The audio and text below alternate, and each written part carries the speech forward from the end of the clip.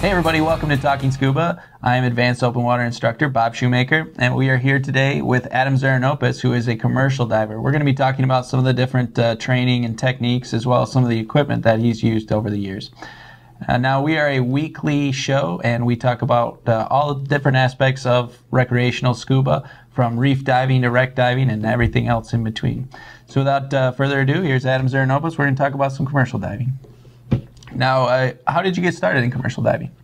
I've always loved diving ever since I was little. I grew up on reruns of Sea Hunt with Mike Nelson, Lloyd Bridges, and Jacques Cousteau, and I fell in love at an early age with water, so I always knew I wanted to be a scuba diver.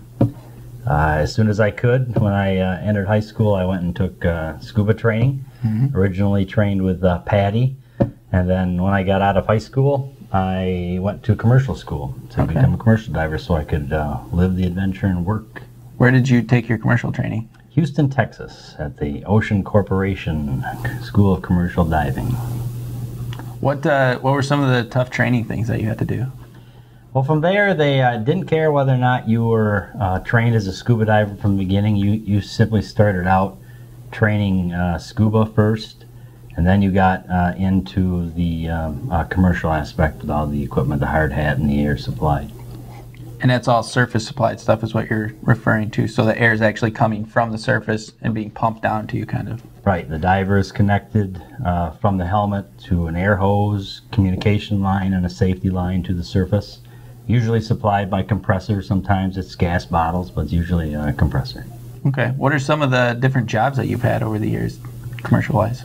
Oh, I've done things as simple as pressure washing off marine growth to pipeline inspections up to a mile long for city water intakes, and also so you're actually penetrating a mile deep into some of these things? Not deep, but a mile out into lakes, like say from Lake Michigan, from the shoreline.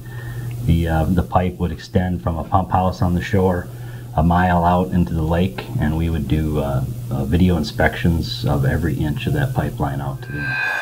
Now, what kind of depths were you getting on those dives? Sometimes at the structure, on onshore structure, it could be anywhere from 20 to 30 feet, and then it would be a gradual downslope out to the intake inside at the lake, and you could get to 60, 70 feet at the intake. So at 3 or 4 hours, you're building up quite a bit of nitrogen into your system. So yep, you could. We tried to do those penetrations as quick as possible. You're on a team that knows exactly what they're doing, and sometimes you'd have, 3 to 4 divers in the pipe, depending on how far you were going. The lead diver would go out so far, say to 1,500 feet. At that point, you'd add another diver to help pull the hose out. And then he would go out a little farther, and then another diver would come in, and you just keep continuously feeding the hose via the divers. Oh, okay. So we could generally do it within a couple hours, 2 to 3 hours. And then going up, if it was a deep one, as you were coming back in gradually, you could do a lot of your decompression stops gradually as you came back in, if we were out there that long. So you're going completely deco dives where you've got several minutes of decompression at these different depths where you're getting rid of some of that nitrogen? A lot of times you could do it that way, yep. Okay. Yep. Most of our diving was no decompression diving, where you'd try to stay within the no decompression times. Okay, so you're staying in within the typical limits that we use as recreational divers. Yes. But sometimes you have to use decompression limits as well. Yes. What about mixed gases? You said you were trained on some of that stuff? I was trained on mixed gas diving in school. I myself never participated in any mixed gas diving. I had friends who went to the Gulf and worked for the oil fields, and they did a lot of the mixed gas diving there. But I was trained on how to use different mixes of heliums and stuff, and I never have used that. Now, tell us a little bit about your equipment. Everything's being pushed down by, typically you said compressors. How do they regulate that at the surface? Well, your compressor puts out the air to an air manifold, and it's pumped down to the diver. And just like a regular scuba unit on the helmet like I wear, which is a Superlight 17 air helmet, it has a modified scuba regulator on the front of it, and it reduces the pressure just like a scuba unit would to the diver to a more manageable, breathable pressure. Now, are those on-demand regulators, or do those give you like a positive pressure, or how do those work? It depends on the equipment, but like mine, the Superlight is an on-demand hat, and it also has, you can also free flow the air through the helmet, but it has an on-demand regulator. So for those of you that aren't for sure what we're talking about, we're just saying that the air as a continuous flow would just be pumping into the mask, similar to like what a fireman would be using in his SCBA unit, or on demand, which we are typically more used to using during recreational or just regular scuba diving, where as you breathe in, it creates that pressure inside your lungs, where then it releases the valves and opens up the regulators so that you can breathe through them. So you had both. Your equipment can go both ways, either the positive pressure kind of, or on demand. Yes. And what about your suits and some of your thermal protection?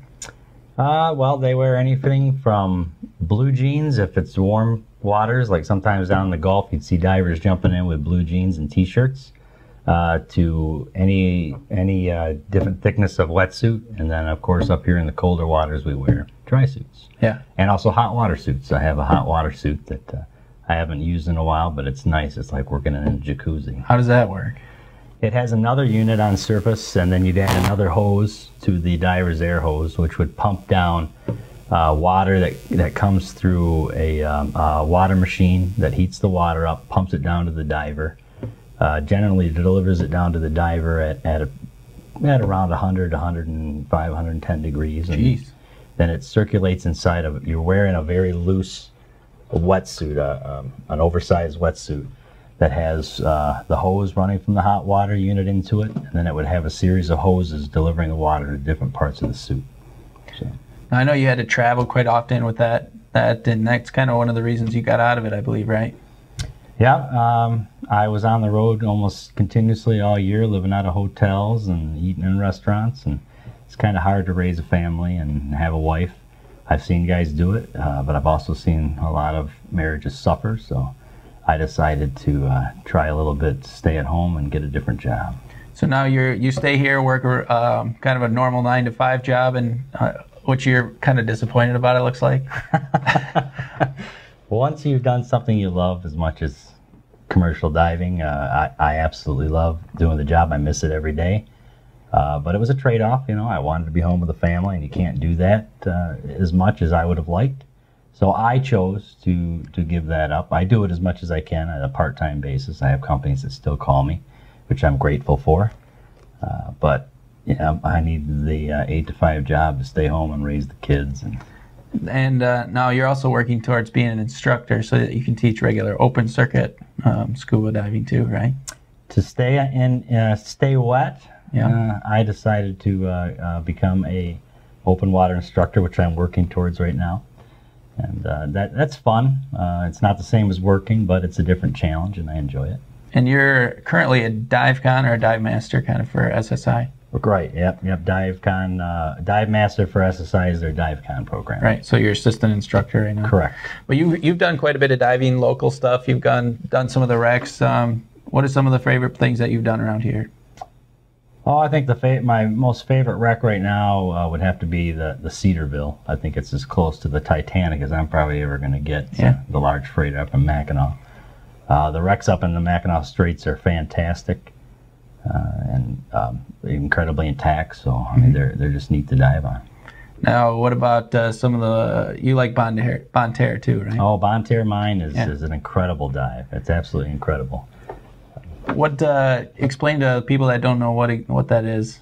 Bonne Terre was an old lead mine that was closed down in the 1960s. It had been in operation even prior to the Civil War times, and it was flooded after they shut the pumps off in the 60s.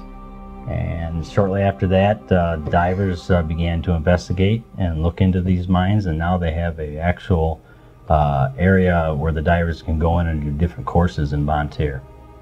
And that's like constant temperature all year round, so you're diving basically in an underground lake. Yeah. What is the temperature there? It's like in the 50s or something? I think it's in the high 50s, almost 60, all year round. Your visibility is it's phenomenal. It's got to be 100 plus down there.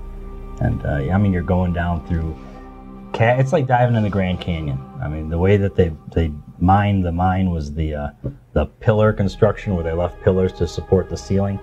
And some of these things are 300-400 foot from ceiling to floor, and so you're swimming in and out of the pillars, and going through swim-throughs and little tunnels, and there's actual train. There's several locomotives there, I guess, down there. I've seen one of the locomotives, and a lot of the mining equipment is still in place. So it's like diving in a time capsule.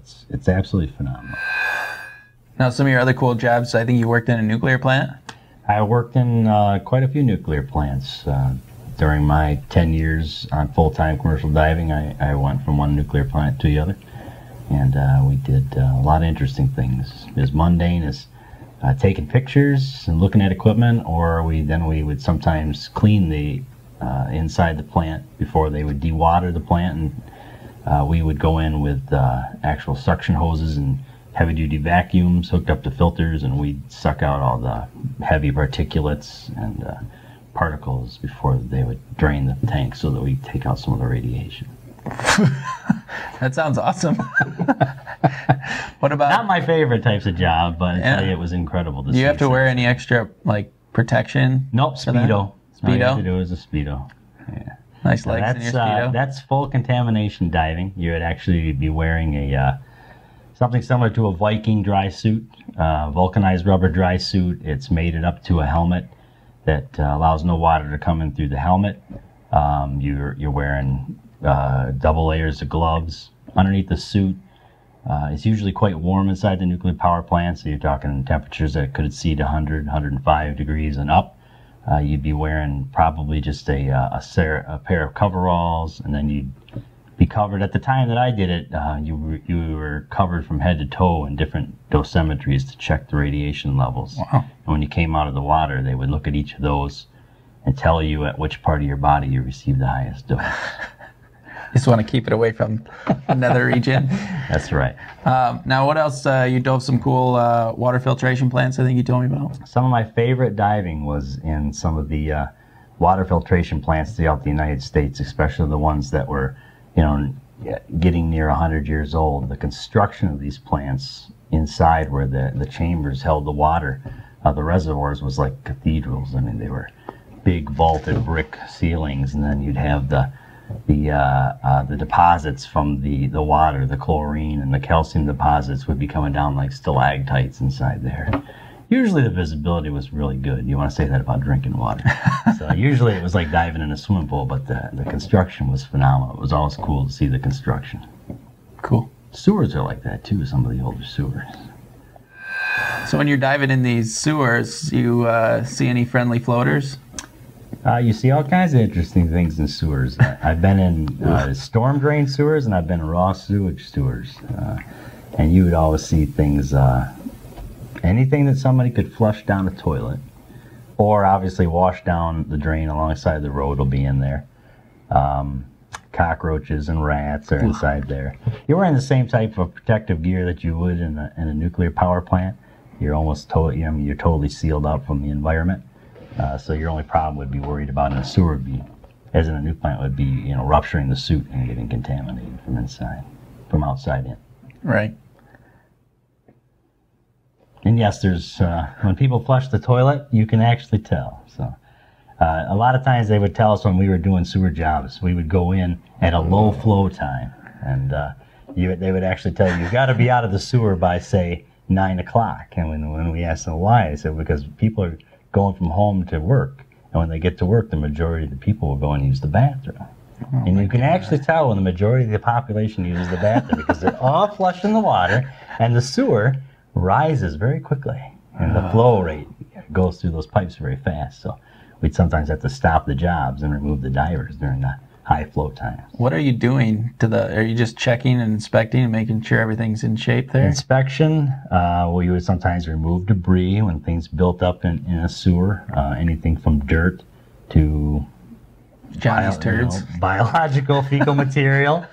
Anything, like I said, anything that can be flushed down, and we're talking, feminine hygiene products, anything that washes in off the street down a sewer. The most incredible thing I ever saw, and don't ask me how it got in there, was a whole box spring from a bed was in the sewer one time. Jeez. They didn't flush that. That was in a storm drain. That would be a hell of a toilet if they flushed that. Now, you've done some other diving at different places around the world as well, right? Since I've started off the road with the commercial stuff and gotten more into recreational, I am starting to check off some of my to-do list on diving the world. Cool. I've got to see some incredible places. Palau in the South Pacific and Micronesia. Fantastic reef and wall diving there. The islands are gorgeous. I was able to go to Truck Lagoon through one of our local scuba shop and see the fleet that we sunk during World War II, the Japanese fleet there. As far as wreck diving goes, to me at this point, that would be the top of the list. Then I have had the opportunity to go to the South Pacific, or the Caribbean as well, down in Cozumel and Grand Caymans, and in the Bahamas in America. On the East Coast, I went submarine diving with Olympus divers in North Carolina. Yep. That was fantastic. So I'm checking them off as I go along. Cool. Anything to stay wet, Bob. Absolutely. What are some of the things you'd like to do yet? Well, I'm going to keep traveling the world. I would love to see over in the Middle East. I'd love to go over there and do some diving. I would love to get over and dive around the Great Britain area where they've got some actual shipwrecks there too. I'd like to see that. Yeah, there's some good wrecks over there. What about like doing some of the archaeological finds and some of the shark's teeth and that kind of thing? You said you were going to take me shark tooth diving. We are going to try and do that. That's where we're going to do it the next I want to get one of those million-year-old mega shark tooth and hang it right here. There you go. A big, proud shark dive. Good. Well, we want to thank you for coming in today, and I hope you guys all enjoyed it. If you guys want to check us out on Facebook as well as our Twitter page, you can always email us and comment on our website. Ask us at talkingscuba.com. We hope to hear from you soon, and to the next dive. I don't want to see it.